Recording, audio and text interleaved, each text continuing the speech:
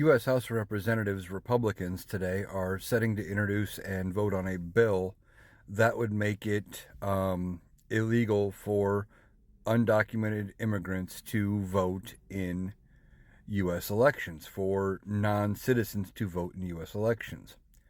Well, this is already illegal. This is just a stunt. But what are they trying to do? Well, it's the same thing they're trying to do in 8 different states where they have constitutional amendments up on ballots trying to make it illegal for undocumented immigrants to vote on elections. They're trying to do the same thing there, which is they're trying to tie together this idea of election fraud with this immigration crisis that they like to talk about, which they only ever talk about when there's a Democrat in office. But they want to tie those two issues together, and I think they're also trying to set the stage for a challenge to the election in 2024. They want to say, well, see, Democrats didn't support blocking non-immigrants from, or non-citizens from voting. So see, they're trying to get all these undocumented people voting for them, and they're adding illegal immigrants to the rolls. Voting, if you're not a citizen, is already a crime. Voting, if you have lost the right to vote, is a crime, as people have found out.